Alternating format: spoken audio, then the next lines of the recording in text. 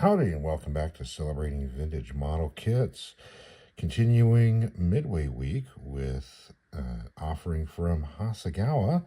This is the Curtis SOC-3 Seagull, 1/72nd scale. This came out in 1969 and it is kit number JS057.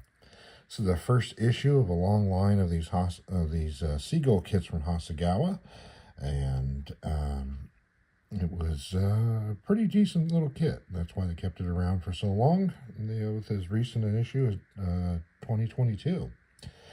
So the Seagull was designed by a gentleman by the name of Alexander Solia.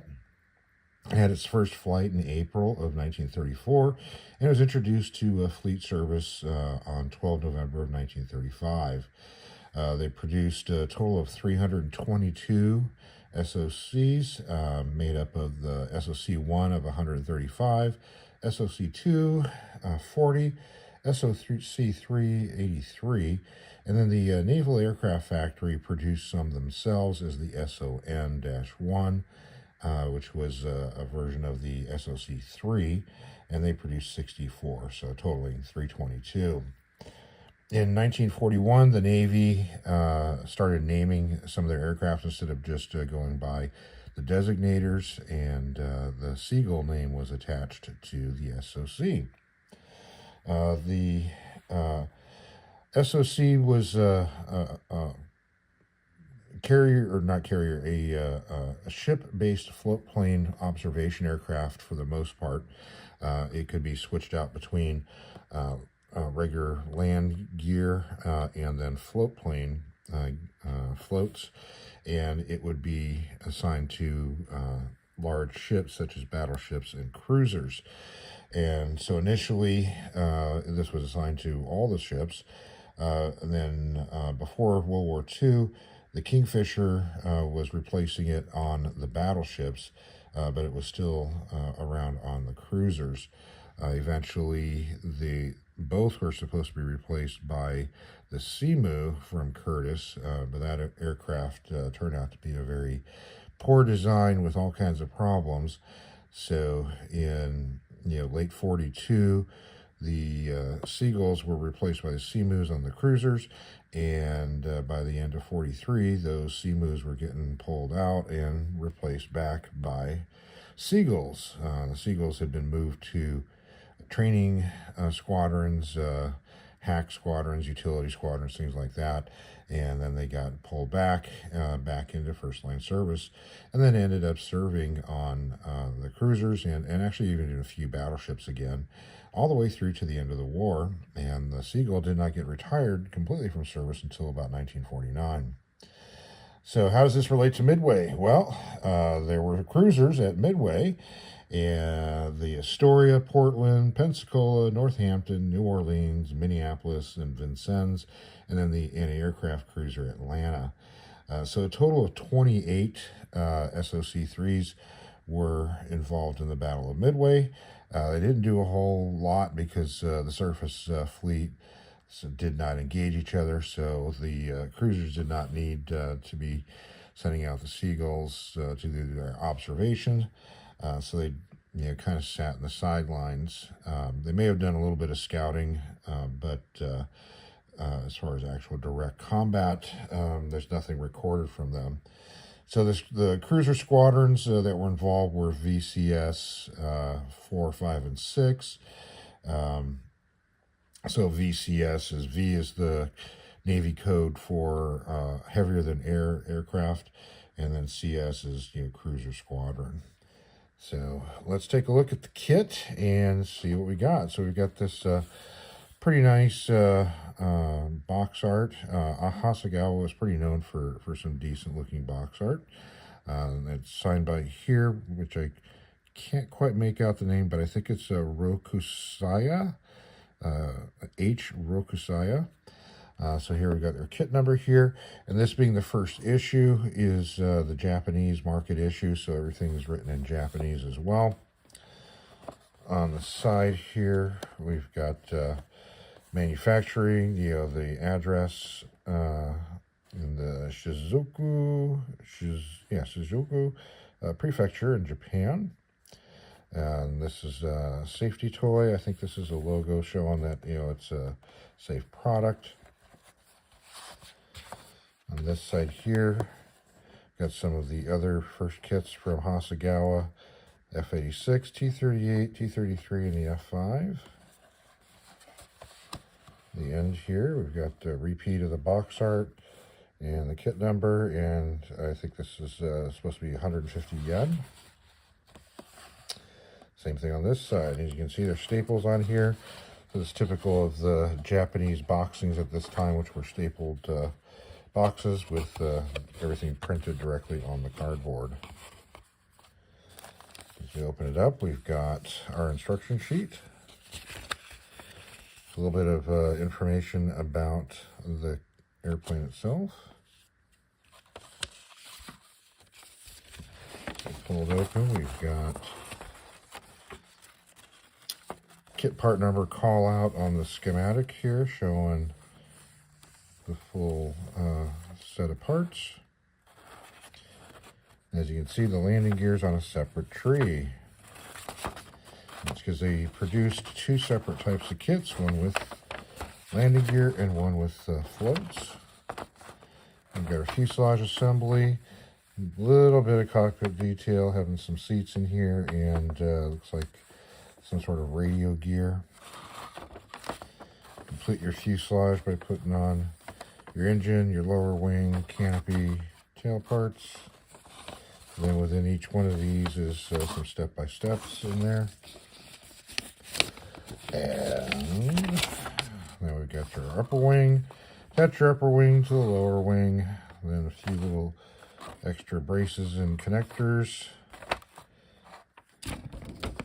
And then your landing gear.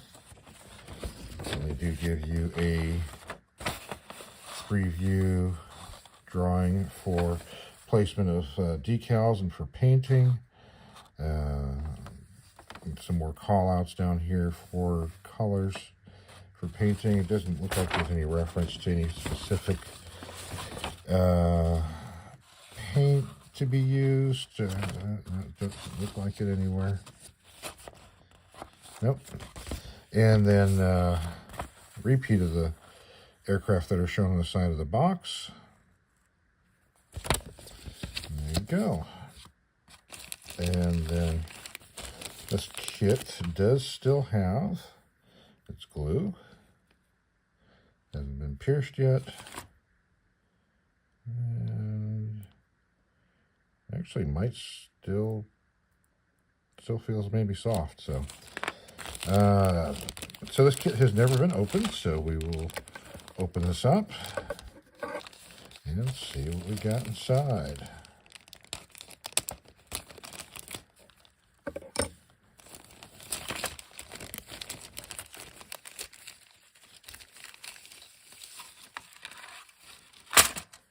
So here we have the decals, and looking at the box, that's the box art decals, of course.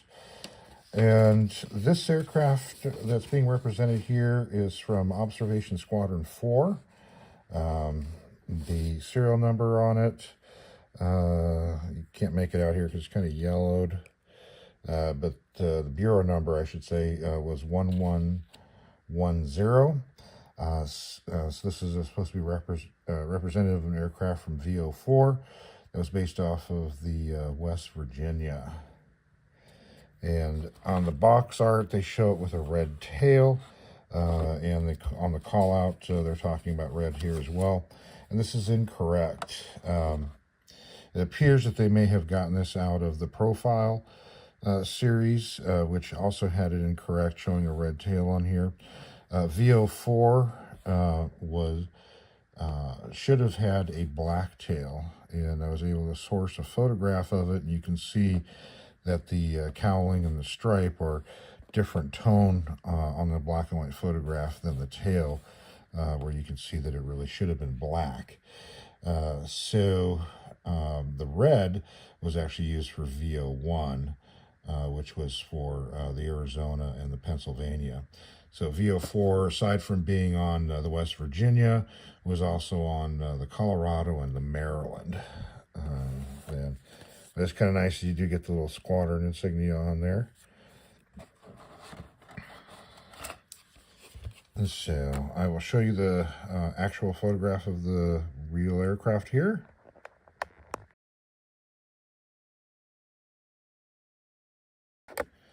Okay, so let's take a look at the plastic. So here we have the fuselage halves, and this is a fabric covered aircraft, almost the whole thing. So we've got some real fine representation of the fabric covering on here. And looks like some raised lines for some of the paneling at the nose. Some fabric representation on the rudder. And quite a bit of flash on here, considering this is a first run kit. Surprising seeing that much flash. Here's our floor. Here's our crew. Not much to them. There's our horizontal stabilizer and elevators. Fairly nice, but again, some flash around the edges. There's our seats. Fairly simple. Whatever this is, the radio gear, I think. And nothing on the interior as far as detail.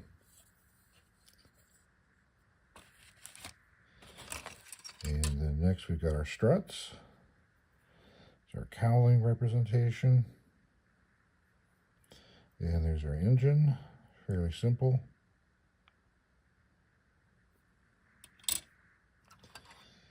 There's our separate sprue for the landing gear. Got some pretty good sized sinkholes on here. Again, surprisingly, a lot of flash. Here's our canopy. And it's kind of crazed a bit. Don't know if it's due to age, but not very clear at all. A little bit scratching it looks like as well, but some of this is just internal crazing. And we've got, it does feel like surface framing. Very light. It's not the best canopy in the world. It is pretty thin, but I don't know how much you can see that in there, but it does have a lot of crazing inside the plastic. Okay, and finally, we've got our wings. Again, all fabric covered. Pretty nice representation of it, not too dramatic.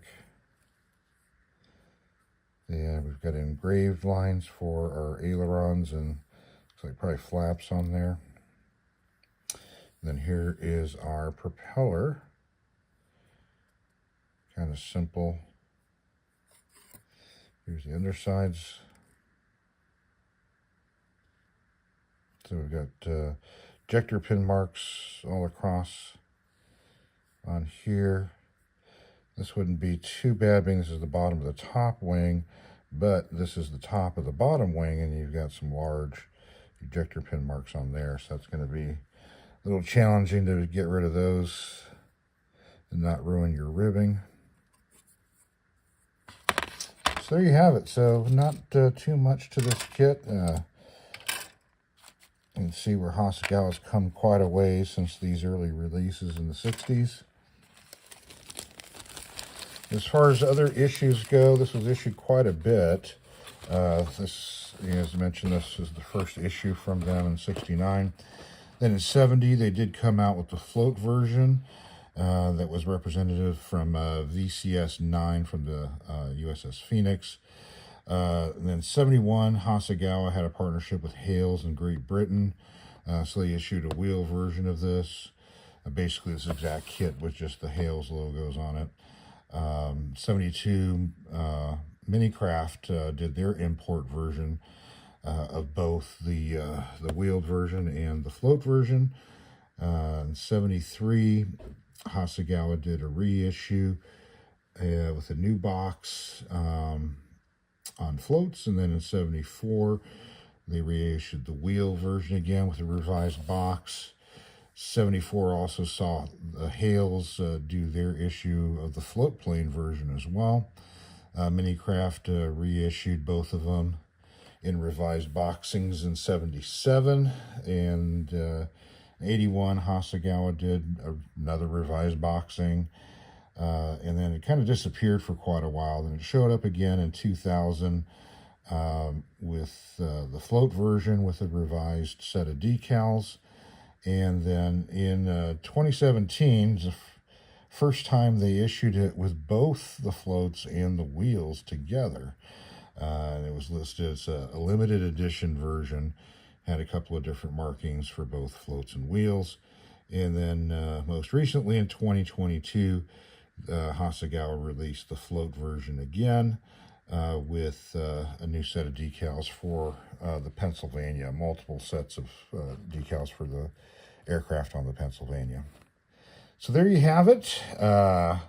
If you've built one of these guys, tell us about it in the comment section. If you got one of these sitting on your shelf, shoot a picture of it and send it in for our next viewer build video. Well, thanks for watching. Hope you're enjoying Midway Week. A little bit of a different aircraft than maybe you were expecting. But, yep, it was at Midway. So continue watching. We got a few more aircraft to round out Midway Week.